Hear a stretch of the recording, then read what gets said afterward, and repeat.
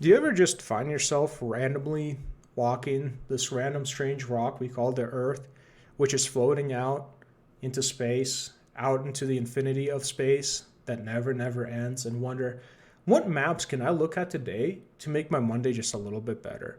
And today I have the answer. I got 5 awesome maps that I'd love to just share with you because maps are cool, and who doesn't want to get new information by looking at maps? So without further ado, let's look at our first awesome map. And this is a map that kind of hits close to home. That is the United States. Now, for all of you who live in the United States, I'm sure you're used to using pounds, feet, inches, whatever random system of measurement that is. Unless it is that you've been to school and have taken like a science or a math class where they use the metric system. You're like, wow, base 10, how convenient. Well, not in the United States, or I believe this is Burma or Liberia, where they don't do that. They're not down with a simple system of measurement. No. Out here in this map, you can see that the United States and a couple of its friends like to use a system so convoluted and so complicated that makes absolutely no sense to anybody. Welcome to America, I guess. Now, in this map, now this one, seeing as how we've been talking a lot about everything that's been going on in Europe, I figured, hey, why focus all only on Russia? Let's take a look at a good but old but favorite country of the United Kingdom.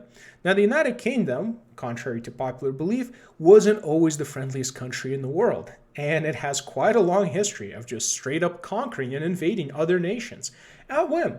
And why not? Because when you live on an island full of a bunch of grumpy, angry people because it rains all day, why wouldn't you just go out and set in the high seas and look for adventure? So as you can see on this map, the United Kingdom has done quite a lot of invading and a lot of conquering. The only countries that are exception here are countries like Mongolia, which is kind of ironic because, the Mongols, take a couple of centuries back, were completely the opposite. They were the ones used to being invaded. Maybe Britain was like, yo, that looks like fun. Let us do it as well. A country like Chad, for obvious reasons, because there's a lot of Chads that live in Chad, obviously. The CAR, Congo, and a couple of these other ones, Bolivia and Paraguay. Well, go figure. Nothing ever happens in South America.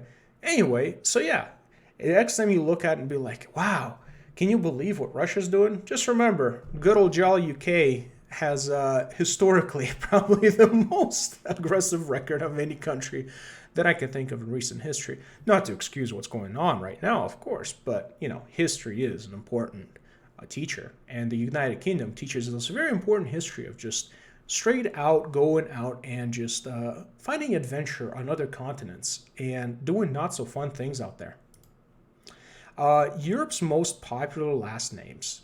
Kind of going back to the Europe thing, since we already talked to the UK, not only did the British go out and decide that, hey, let's just go invade a bunch of places, a lot of people with the last name Smith and were the ones doing it. So there's some food for thought. And I also kind of like this map because I always thought it was like interesting, like what are the most, popular last names all across the countries. By the way, in Russia, Smirnov, fitting. Seeing as how that's the name of a vodka. Melnik in Ukraine, Ivanov in Belarus.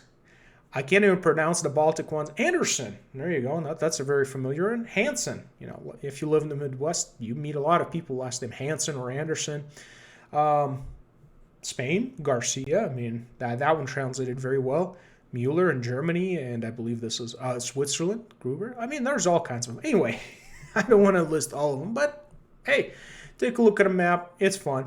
Also, I don't know what this thing is in Iceland where it says patronymic names. Who knows?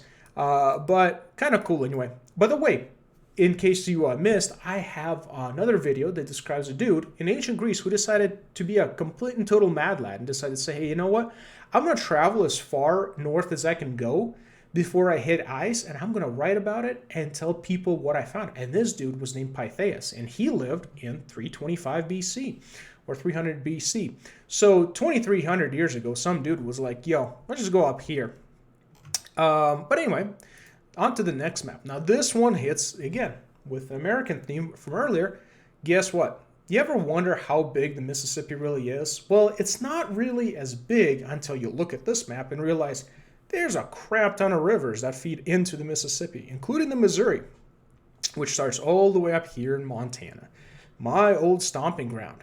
And Montana, actually, by the way, side note, Montana has probably some of the best fishing rivers, which a lot of people in California have realized, which is why they've moved in and gentrified the entire state, is right up here. And up here is a nice little town called Bozeman, and you can find yourself some really nice blue ribbon rivers called the Gallatin and the Jefferson, all these other places, which is pretty awesome. Honestly, like floating down the rivers in the summer, oh, miss it all altogether. Anyway, awesome map to help you get along with your day, because why not? Who knew that the Mississippi was so vast and expanse and awesome? Which, by the way, is one of the reasons why the United States and the immigrants who came to the United States and the people who settled the West were able to push out so easily, is because they had all these beautiful waterways to navigate all the way west.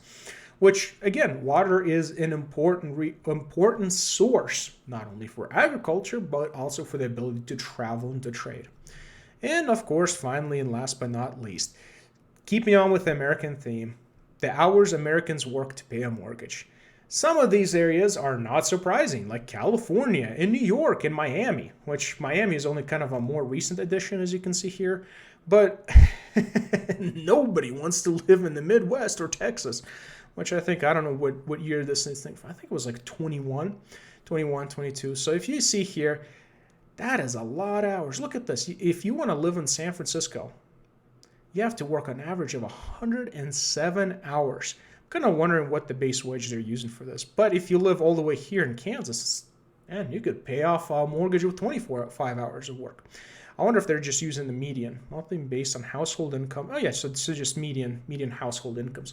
So your median household in California would have to work more hours than the standard 40-hour week, by almost 2.5 times in California, to be able to afford a basic home, and in New York.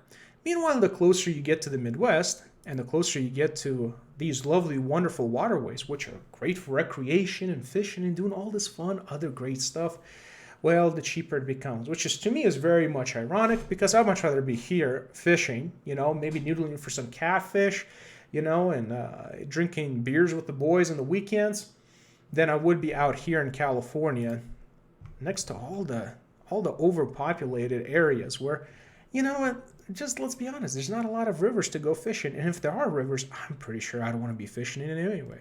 So anyway, here are the 5 maps today that I just wanted to share with you to enlighten your day and to help you keep chugging along in this beautiful blue little planet that we got here.